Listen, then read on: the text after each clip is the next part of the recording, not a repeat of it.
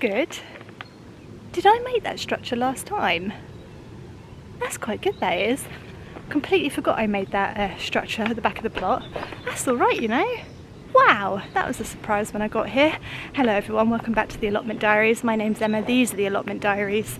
We are here at the allotment plot today. We're having a bit of a heat wave at the moment and it's going to be like 32 degrees today. Yeah, just going to be very, very hot today, so I thought I would get here nice and early this morning, give everything a bit of a water, everything a bit of a look over, make sure it's all okay. What's happened to my hot air balloon?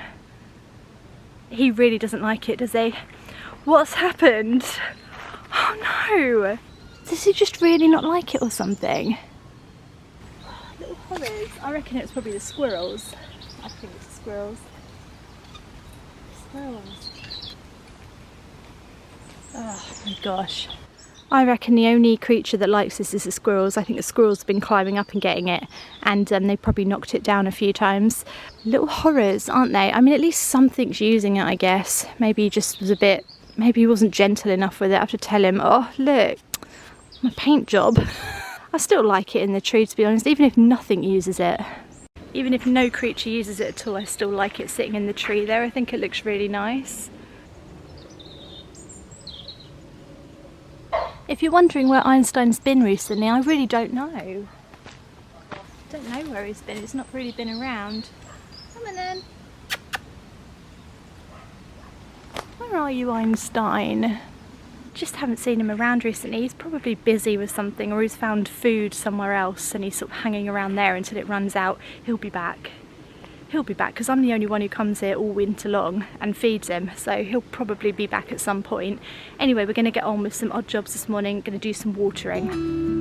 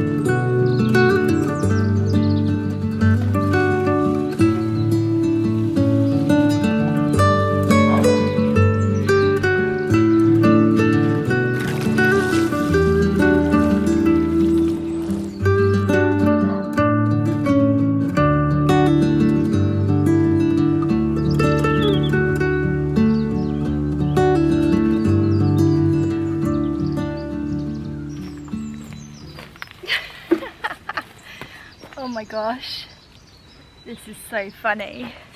This is the rhubarb that we moved. I think it was in the last vlog that you watched. Do you remember me moving it and saying, I think it's gonna die? What I thought would happen is the exact thing that's happened, and that is so funny. I mean funny as in weird and strange, because I never get this stuff right ever, but literally I think I am rhubarb telepathic. That's the only explanation for it, because I specifically said all the big leaves around the outside would die and the little one in the middle would survive and sort of regrow the whole plant. How I knew such crazy information is just insane. I don't even understand. So all the leaves around the edge have died as predicted. This one in the middle, look, is alive and he's coming back to life, and then this one here is growing as well. So what I thought would happen has happened. So I don't know, like, am I rhubarb telepathic? Is that what's happening? Is that my superpower? Actually, I really hope that is not my superpower that I've just discovered, because that is pretty lame. I'm not sure how helpful rhubarb telepathy is going to be. Telepathy? Telepathy? I can't even pronounce my own superpower. Anyway, we're going to take all the big leaves off and give it a really good water. This will come back to life, and I actually think it's going to be so beautiful here. I'm very excited to see it get big again. Don't know when it will, but it might one day. Wait, shouldn't I know if it will, if I'm rhubarb telepathic? But I don't, so maybe I'm not.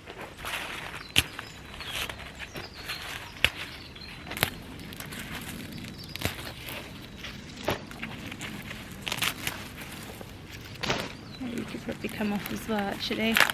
Sorry, mate.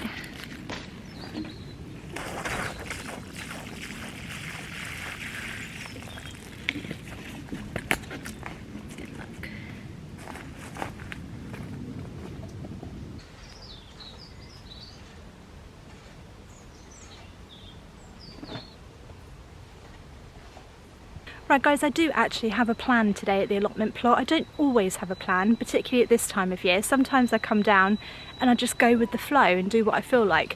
But I do have a plan today, and the plan is I've ordered my Christmas potatoes. These are Maris Piper, which are a main crop potato.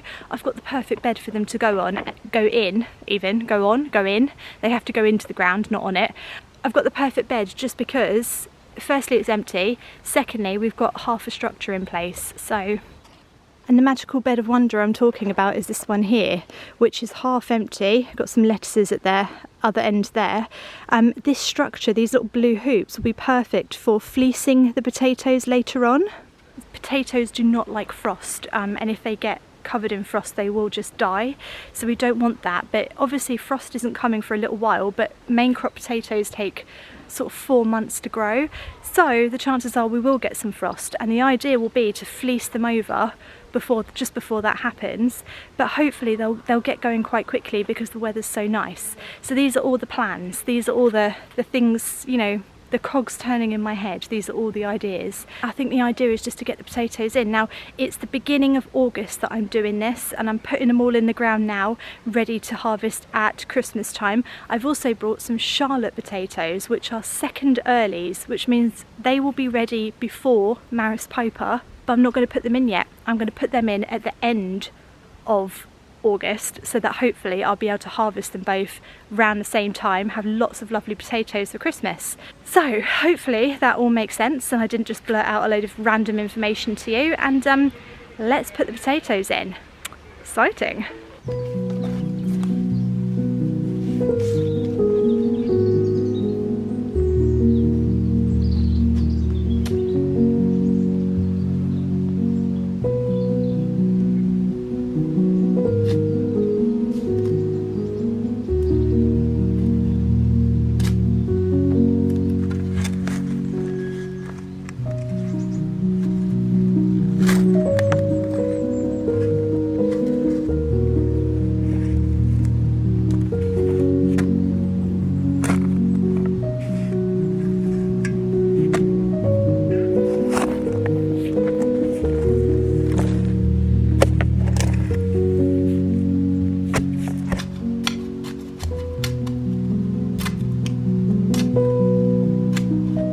Right, so you can probably see quite obviously I've done the old ditch method.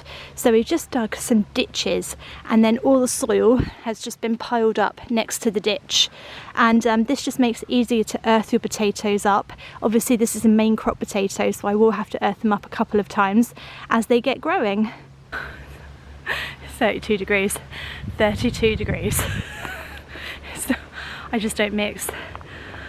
So I've just had a thought, if I can't find room here for both different varieties of potato, I'm going to take one of the varieties home, probably the Charlotte potatoes, and plant them into a potato planter. So like I've got these little potato bags that you kind of plant potatoes in, you earth them up and you just tip the bag out. I think that would be a lot easier for second earlies. So these are the Maris Piper ones that I've got. They've got loads of chits on them, which isn't really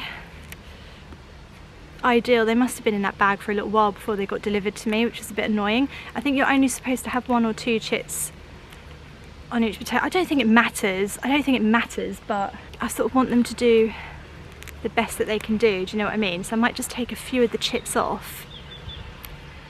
So like if it's got one on the side like that, I might just take it off. I might leave those though. Right, weird looking things, aren't they? Weird. Very unusual potato, Mr. Potter. Anyway, let's just get them in the ground. Come on then, you weird looking things.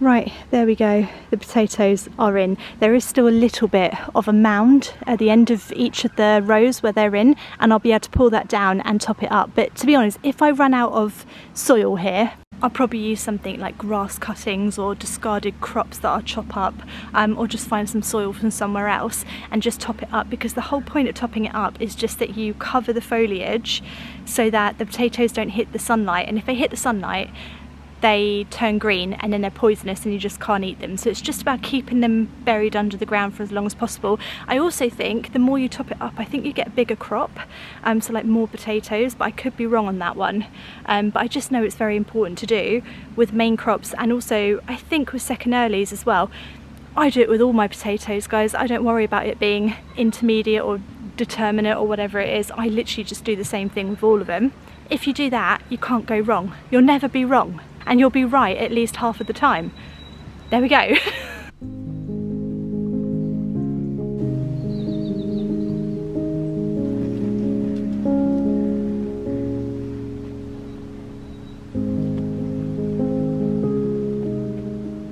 These down here, these are my peas. These are a summer cropping pea, no, a late cropping pea. So you plant them in the summer and then they give you peas throughout the autumn time. My net fears are coming true. The net is becoming loose. Look, it's just come right away from that now. So the peas aren't clinging on as I'd like them to. This is what I was worried about would happen with using nets. I think they just lose their tightness and then everything kind of flip-flops everywhere, which I don't want to happen. So I'm going to try and re-tighten the net. I'm going to try and tighten the net up and coax the peas up. You think peas would know how to grow up just by themselves, but you know, it's surprising how many plants don't know where to grow or how to grow. Like, you would be surprised, you would be shocked. Even sunflowers, they just grow up really tall and then just bend over and snap, and you're just like, what are you doing? Did you not know you would grow that tall? You know, they're not all there, plants sometimes, they're really not. I like to be really tight. Right, come on peas, where do you think you're going? Where are you going? Why are you growing along the ground? Up. Up, peas, up. You see these tendril things here that come off of plants? So they come off quite a lot of plants. Any plant that's a climbing plant will probably have these little tendril things, little thin things like that. What they do is they just grow up and they wave about like this, looking for something to grow up and cling on to. So if you just move them so that they can touch it, you're sort of telling the plant it's there, and then they sort of know. They'll sort of remember it's there. You see what I mean? Look, it's there, it's there. You just tell them, you just sort of coax them over. Like you, look, you're flapping around, right? Doesn't know where he's going. He's like, oh my gosh, I'm panicking, I'm panicking. It's like, just turn around. Look, it's there.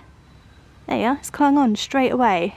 I know I've literally just contradicted myself. I just said that plants aren't all there, but actually they are more intelligent than you think they are. It's just they're not like chimpanzee clever. Do you know what I mean? There's like different levels of it, but that is quite remarkable they can do that. That way.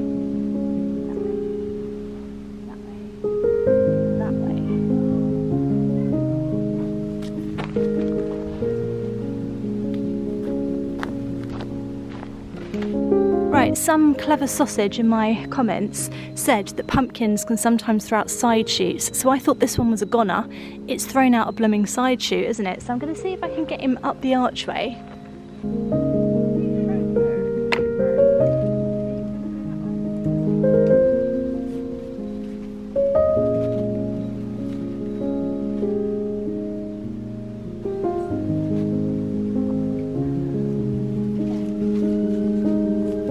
So there is now officially a pumpkin on this side of the archway. Also, I'm starting to get runner beans. How very exciting. It's looking really good. The bottom looks dead, but the top looks good.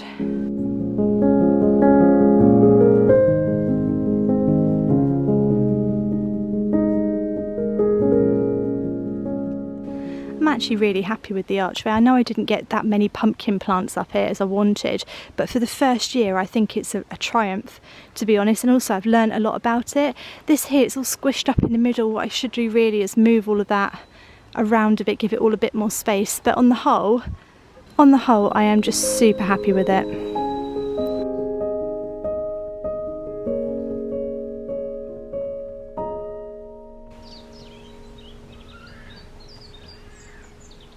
Right, well, as you can see, I am turning into a beetroot very slowly.